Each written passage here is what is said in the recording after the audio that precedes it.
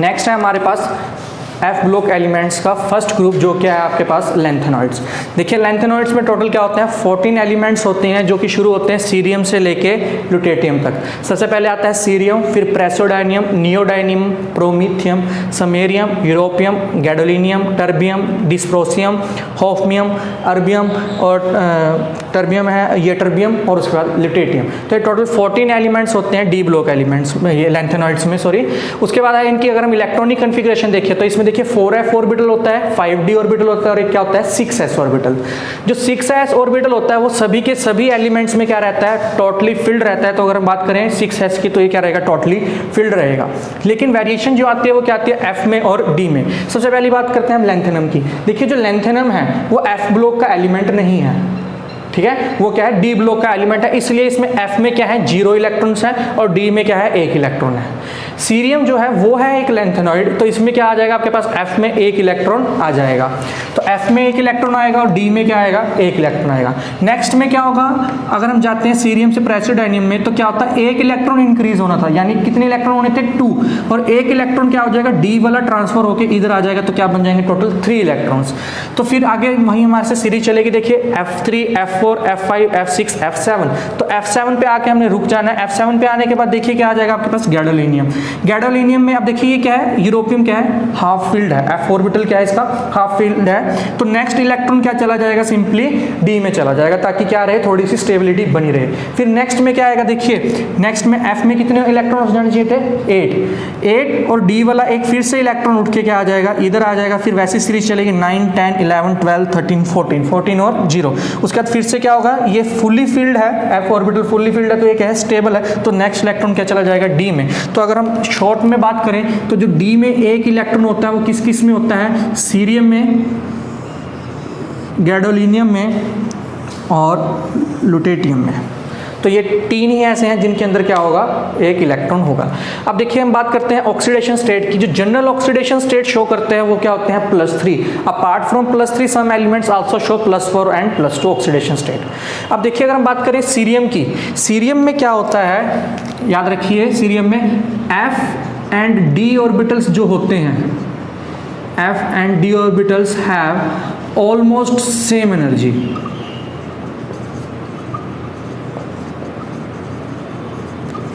ठीक है, सीरियम में क्या होता है F और D ऑर्बिटल की एनर्जी क्या होती है ऑलमोस्ट सेम होती है। तो हमें यह नहीं पता चलता कि जो इलेक्ट्रॉन जा रहा है वो F से जा रहा है या D से जा रहा है। ठीक है, यही बात हुई ना। अगर एनर्जी सेम है तो देखो ये क्या करता है +3 ऑक्सीडेशन स्टेट भी शो करता है और +4 ऑक्सीडेशन स्टेट भी शो करता है। देखिए +3 में तो क्या होगा 2 इलेक्ट्रॉन तो S से जाएंगे, 1 इलेक्ट्रॉन किसी से भी जा सकता है क्योंकि एनर्जी क्या सेम है, वो हमें नहीं पता किससे इलेक्ट्रॉन रिमूव होगा। उसके बाद क्या आता है +4 में क्या होगा F और D के दोनों ही इलेक्ट्रॉन क्या हो जाएंगे रिमूव हो जाएंगे। उस केस में क्या हो जाएगा सीरियम के पास 0 इलेक्ट्रॉन्स होंगे F में। ठीक है, ये बात याद रखना, बाद में यूज करेंगे इसका। उसके बाद हमारे पास देखिए यूरोपियम है। यूरोपियम की अगर हम बात करें तो ये +2 ऑक्सीडेशन स्टेट के अंदर +2 ऑक्सीडेशन स्टेट के अंदर क्या हो जाएगा हाफ फील्ड हो जाएगा। +2 ऑक्सीडेशन स्टेट के अंदर क्या हो जाएगा हाफ फील्ड। कैसे देखिए +2 में मतलब क्या हो गया S से इलेक्ट्रॉन जाएंगे, जब S से इलेक्ट्रॉन चले गए तो 7 इलेक्ट्रॉन किस में बचेंगे F में बचेंगे, तो ये क्या रह जाएगा हाफ फील्ड रह जाएगा। हाफ फील्ड होने पे क्या हो जाएगा एक्स्ट्रा स्टेबल हो जाएगा, इसलिए यूरोपियम क्या करता है +2 ऑक्सीडेशन स्टेट शो करता है। वैसे अगर हम बात करें यटरबियम की, इसमें भी क्या होता है 2 इलेक्ट्रॉन अगर चले जाएंगे तो ये क्या हो जाएगा फुली फील्ड हो जाएगा, तो ये क्या हो जाएगा एक्स्ट्रा स्टेबल हो जाएगा, इसलिए यटरबियम भी क्या करता है +2 ऑक्सीडेशन स्टेट शो करता है। कुछ एक्सेप्शनल इलेक्ट्रॉनिक कन्फिगरेशन होती है जैसे कि समेरियम भी +2 ऑक्सीडेशन स्टेट शो कर देता है। और आपके पास अगर हम बात करें इसकी TM की, ये भी क्या करता है +2 ऑक्सीडेशन स्टेट शो कर देता है। ये क्या है इनकी एक्सेप्शनल इलेक्ट्रॉन ऑक्सीडेशन स्टेट आप बोल सकते हो। वैसे जनरल वे में तो +3 शो करता है, लेकिन इन केसेस में क्या कर सकता है वो +2 भी शो कर सकता है।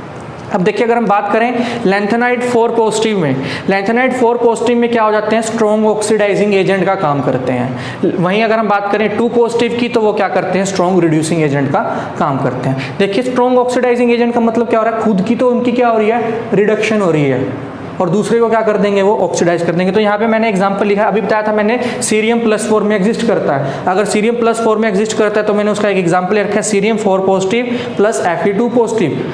ठीक है, तो क्या हो जाएगी, सीरियम 3 पॉजिटिव में और Fe क्या हो गया 2 पॉजिटिव में। यहाँ से देखिए क्या हो रहा है, 4 पॉजिटिव से 3 पॉजिटिव में जा रहा है, यानी क्या हो रही है, रिडक्शन हो रही है। तो क्या होगा, ऑक्सीडेंट बोल दीजिए सिंपली, क्या हो जाएगा ये, गुड ऑक्सीडेंट। वैसे अगर हम बात करें समैरियम की, हमने बात करी थी लैंथेनम 2 पॉजिटिव क्या होते हैं, स्ट्रॉन्ग रिड्यूसिंग एजेंट होते हैं। अभी मैंने बताया था समैरियम 2 पॉजिटिव में एग्जिस्ट करता है, तो ये क्या जाना चाहेगा, 2 पॉजिटिव से 3 पॉजिटिव में जाना चाहेगा, 2 पॉजिटिव से 3 पॉजिटिव में जाना चाहेगा। अब देखिए यहाँ पे क्या हो रही है, इसकी ऑक्सीडेशन हो रही है। अगर ऑक्सीडेशन हो रही है तो ये क्या हो गया, गुड रिडक्टेंट। समझ में लगी ये चीज़ें, कोई डाउट इनमें? चलिए नेक्स्ट आ जाइए लेंथेनॉइड कॉन्ट्रैक्शन पे। थ्योरी नहीं बताऊंगा, सिर्फ बेसिक बताऊंगा कि लेंथेनॉइड कॉन्ट्रैक्शन से एक्चुअल में हो क्या रहा है, और उसके बाद हम बात करेंगे कंसिक्वेंसेस की। ये बात याद रखना, F और D की एनर्जी क्या होती है, सेम होती है।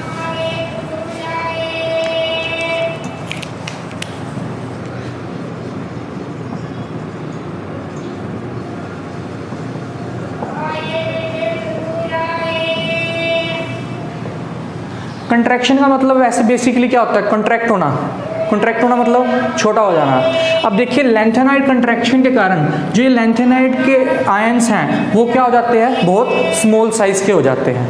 अब देखिए लेंथेनॉइड कंट्रैक्शन क्या है, लेंथेनॉइड कंट्रैक्शन समझने पहले हमें पता होना चाहिए पेनिट्रेशन जो इफेक्ट होता है, या फिर अगर हम बोलें स्क्रीनिंग इफेक्ट, SPDF, ये क्या है, स्क्रीनिंग इफेक्ट का ऑर्डर है।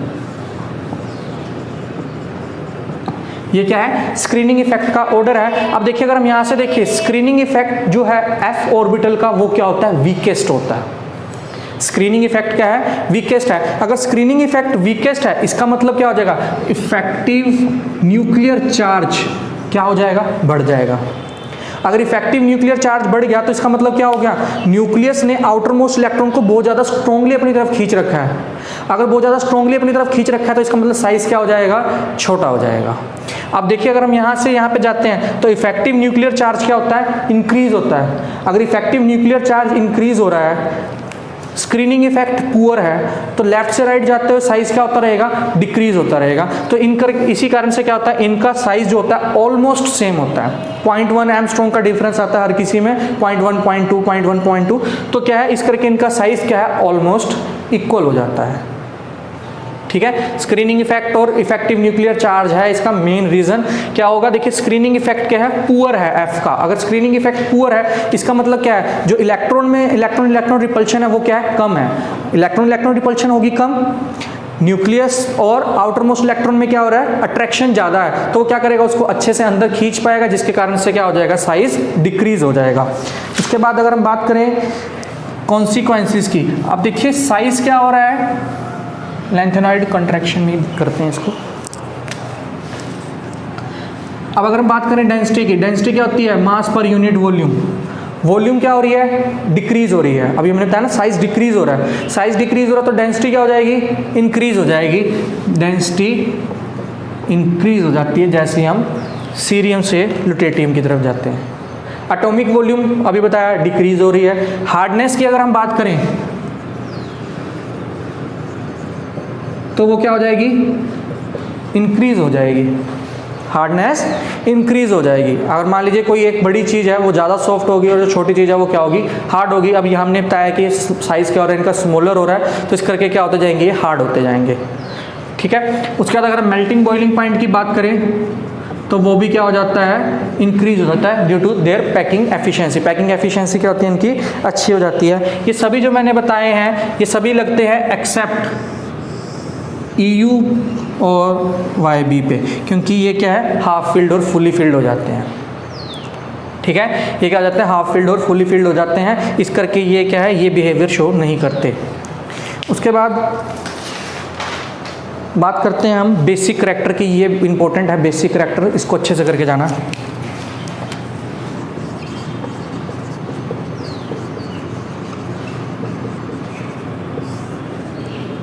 Basic character of lanthanoids. अब देखिए बेसिक करैक्टर की अगर हम बात करें तो बेसिक करैक्टर का मतलब क्या है, tendency to release OH negative ions. वही क्या होगा, बेसिक होगा ना। अगर हम यहाँ पे बात करें बेसिक की तो क्या होगा, वो आयंस या फिर वो लैंथेनॉइड्स जो जल्दी से OH नेगेटिव दे देंगे वो क्या हो जाएंगे, ज़्यादा बेसिक हो जाएंगे। ठीक है, अब देखिए मैंने क्या बताया, यहाँ से यहाँ जाते हुए साइज क्या हो रहा है, डिक्रीज हो रहा है। अगर साइज डिक्रीज हो रहा है तो बॉन्ड लेंथ भी क्या हो जाएगी, अगर साइज डिक्रीज हो रहा है तो बॉन्ड लेंथ भी क्या हो जाएगी, डिक्रीज हो जाएगी। अगर बॉन्ड लेंथ डिक्रीज हो जाएगी तो रिमूवल ऑफ OH क्या हो जाएगा, डिफिकल्ट हो जाएगा।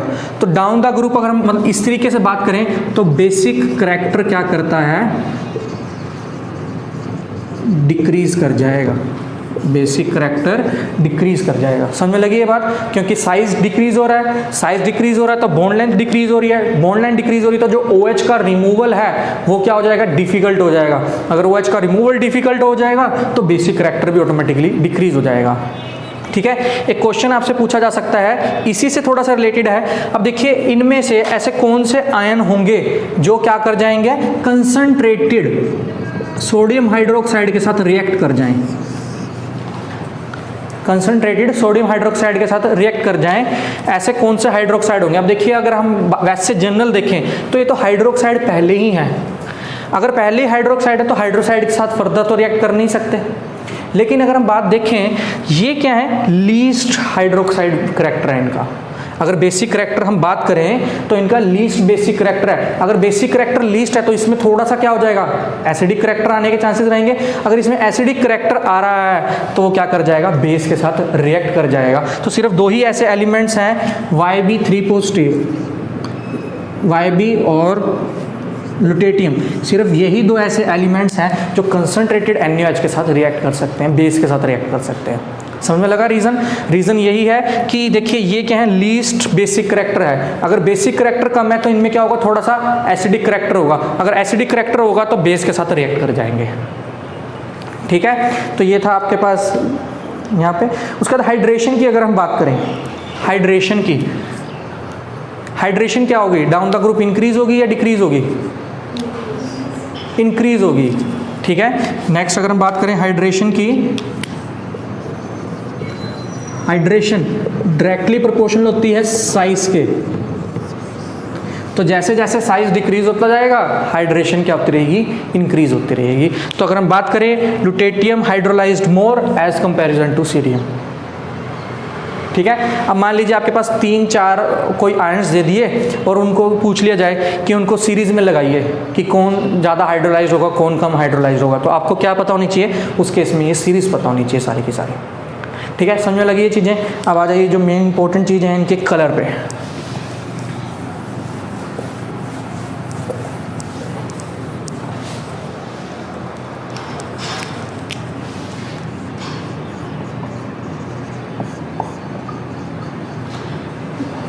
कलर से पहले एक चीज़ और सुन लीजिए, कॉम्प्लेक्स बिहेवियर के बारे में अगर हम बात करें, अगर हम डी यानी या फिर ट्रांजिशन मेटल से कंपैरिजन करें तो जो लैंथेनाइड्स होते हैं वो क्या बनाते हैं, लेसर नंबर ऑफ कॉम्प्लेक्सेस बनाते हैं,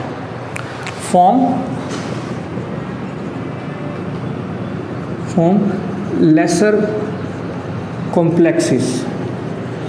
रीज़न क्या है, देखिए जो F ऑर्बिटल है वो क्या होता है, डीप बरीड होता है। डीप बरीड का मतलब क्या होता है, एटम के अंदर वो क्या होता है, बहुत ज़्यादा अंदर की तरफ होता है। अगर एटम में बहुत ज़्यादा अंदर की तरफ होगा तो जो आने वाला लिगेंड है वो उसको अप्रोच ही नहीं कर पाता, क्योंकि ये F ऑर्बिटल क्या है, बहुत ज़्यादा अंदर पड़ा होता है। तो जो आने वाला लिगेंड होता है इस F ऑर्बिटल को अप्रोच ही नहीं कर पाता। अगर F ऑर्बिटल को अप्रोच ही नहीं करेगा इसका मतलब क्या होगा, कॉम्प्लेक्स बनेगा, नहीं बन पाएगा। इसका मतलब क्या होता है, ये फॉर्म क्या करते हैं आपके पास, मान लीजिए लेसर नंबर ऑफ कॉम्प्लेक्सेस बनाते हैं as comparison to transition metal.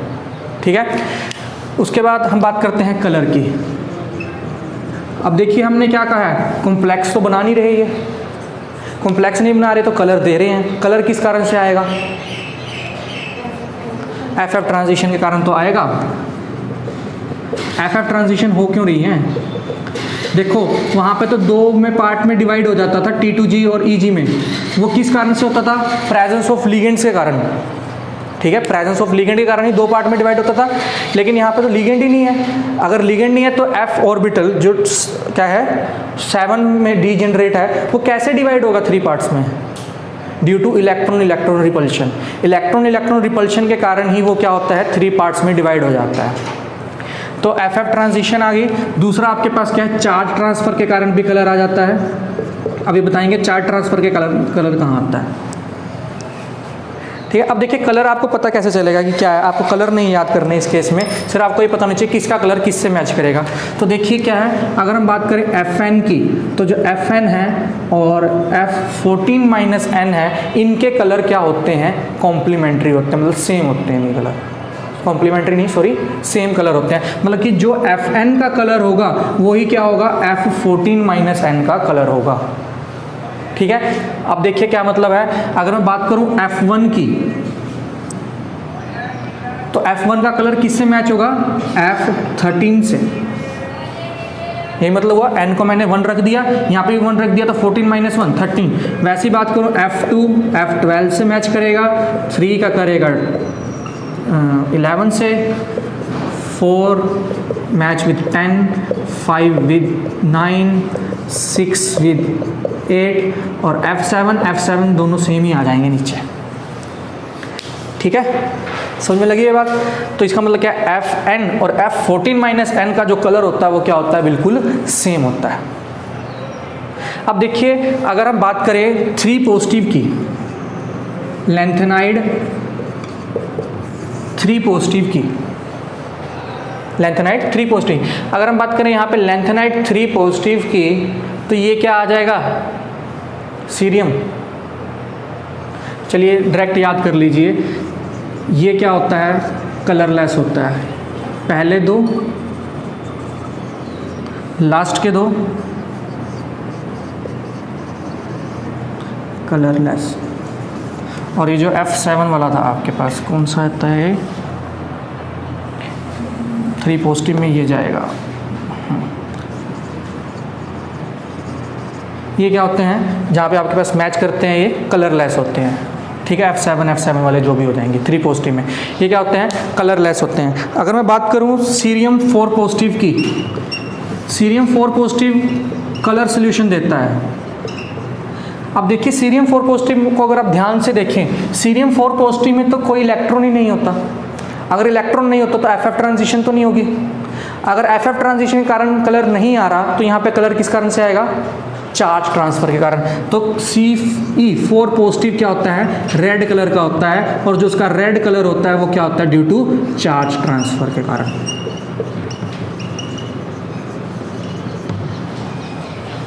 ठीक है, the red colour of Ce4 positive is due to, 4 option दे देंगे, DD ट्रांजिशन, FD ट्रांजिशन। ठीक है, तो इस टाइप से 3 आपको 4 ऑप्शन दे देंगे, चार्ज ट्रांसफर आ जाएगा। तो इस टाइप से आपको आंसर क्या आएगा, इसमें चार्ज ट्रांसफर आएगा। ठीक है, यहाँ तक समझने लगा। कलर वगैरह हैं थोड़े से, कुछ अगर आपको याद करने तो बुक से देख सकते हो, वैसे याद करने की जरूरत नहीं है। आपसे ये क्वेश्चन पूछा सकता है, which of the following 2 are of same colour, कि ऐसे कौन से 2 हैं जिनका कलर क्या है, सेम है। आपको ये पता होना चाहिए, यहाँ से आप निकाल सकते हो कलर से। अब नेक्स्ट आ जाइए मैग्नेटिक मूवमेंट पे। कल फॉर्मूला पढ़ा था एक मैग्नेटिक मूवमेंट का, क्या था formula,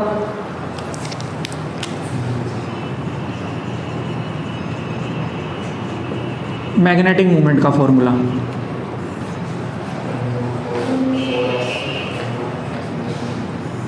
√4s s+1 plus l+1। ये तब था जब आपके पास स्पिन कंट्रीब्यूशन भी था और ऑर्बिटल कंट्रीब्यूशन भी था, तो ये फॉर्मूला था। उसके बाद मैंने बता दिया था, अगर ऑर्बिटल कंट्रीब्यूशन 0 हो जाएगा तो क्या होगा, ये l की वैल्यू खत्म हो जाएगी और वहाँ से आपके पास n+2 का फॉर्मूला आता है। लेकिन देखिए एक तीसरा फॉर्मूला होता है मैग्नेटिक मूवमेंट का, जो कि इस केस में लगता है, यानी लैंथेनॉइड्स में। वो होता है आपके पास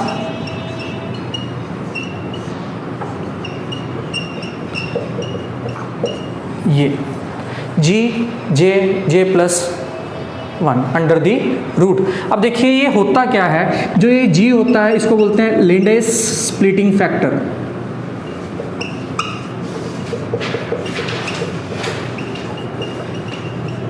लिंडेस स्प्लिटिंग फैक्टर, और इसकी वैल्यू होती है 1 - s प्लस आएगा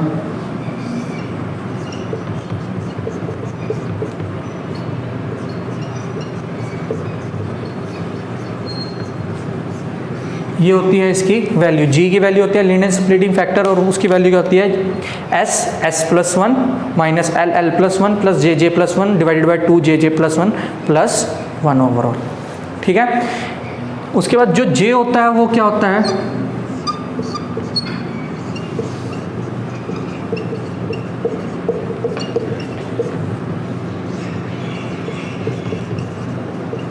स्पिन ऑर्बिटल कपलिंग के कारण जो फैक्टर आता है उसको क्या बोला जाता है, जे। अब देखिए मतलब क्या है, मान लीजिए आपके पास यहाँ पे स्पिन मोशन है इलेक्ट्रॉन का, ठीक है, और एल मतलब क्या है, उसका ऑर्बिटल मोशन भी है। तो उस स्पिन मोशन और ऑर्बिटल मोशन को ज्वाइन करके जो आपके पास ओवरऑल रिजल्ट आता है उसको क्या बोला जाता है, जे बोला जाता है। ठीक है, अब देखिए आपके पास क्वेश्चन क्या आता है, इसमें आपके पास दो ऐसे एलिमेंट्स होते हैं समैरियम एंड यूरोपियम, ठीक है, समैरियम एंड यूरोपियम, जिनके कैलकुलेटेड मैग्नेटिक मूवमेंट में और ऑब्जर्व्ड मैग्नेटिक मूवमेंट में क्या होता है, बहुत ज़्यादा डिफरेंस होता है। ठीक है, समैरियम में और यूरोपियम में क्या होता है, ऑब्जर्व्ड मैग्नेटिक मूवमेंट और कैलकुलेटेड मैग्नेटिक मूवमेंट में क्या होता है, बहुत ज़्यादा फर्क होता है। देखिए अगर मैं यहाँ पे सिंपली बात करूँ यूरोपियम 2 पॉजिटिव की बात करते हैं, यूरोपियम 2 पॉजिटिव की, देखो यूरोपियम 2 पॉजिटिव में क्या है, F7, ठीक है, F क्या है 7, तो इसका मतलब क्या है 7 अनपेड इलेक्ट्रॉन्स हैं, 7 अनपेड इलेक्ट्रॉन्स है तो यानी मैग्नेटिक मूवमेंट क्या आना चाहिए, इसका बहुत ज़्यादा आना चाहिए। लेकिन इसका मैग्नेटिक मूवमेंट क्या होता है, अगर हम एक्सपेरिमेंटली चेक करें तो क्या आ जाता है, 0 आता है। इसका मैग्नेटिक मूवमेंट क्या आता है, 0 आता है। तो आपके पास क्वेश्चन क्या पूछ सकते हैं, विच of the following represents the larger deviation from the observed values, तो क्या आ जाएगा EU2 पॉजिटिव। ठीक है, वैसे तो हम यहाँ से देखें 7 अनपेड इलेक्ट्रॉन्स हैं, तो 7 अनपेड इलेक्ट्रॉन के कारण ज़्यादा मैग्नेटिक मूवमेंट आना चाहिए, लेकिन क्या हो जाता है, 0 हो जाता है। ठीक है, तो ये था मैग्नेटिक मूवमेंट में फॉर्मूला याद रखना, ये फॉर्मूला पूछ सकते हैं, डायरेक्ट फॉर्मूला आएगा, बस इससे कैलकुलेशन वगैरह कुछ नहीं आएगी आपके पास। या फिर पूछ सकते हैं कि जी क्या होता है इस फॉर्मूले में, जे क्या होता है, स्पिन ऑर्बिटल कपलिंग के कारण जो फैक्टर आता है। ठीक है, तो यही आएगा इससे ऊपर आपके पास लैंथेनॉइड्स में से, और कुछ नहीं आएगा। उसके बाद कुछ रिएक्शंस हैं वो देख लीजिए। ठीक है, कर दूँ अब इसको,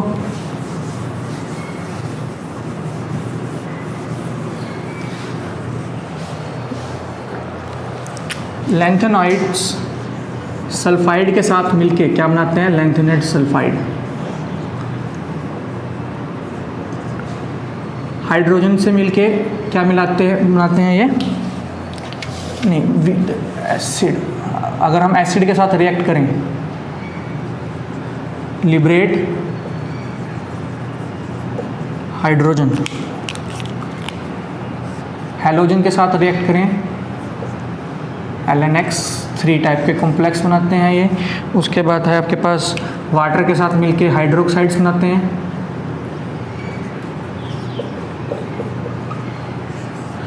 उसके बाद सोल्ट नाइट्रोजन के साथ मिलके नाइट्राइट, और ऑक्सीजन के साथ मिलके ऑक्साइड्स।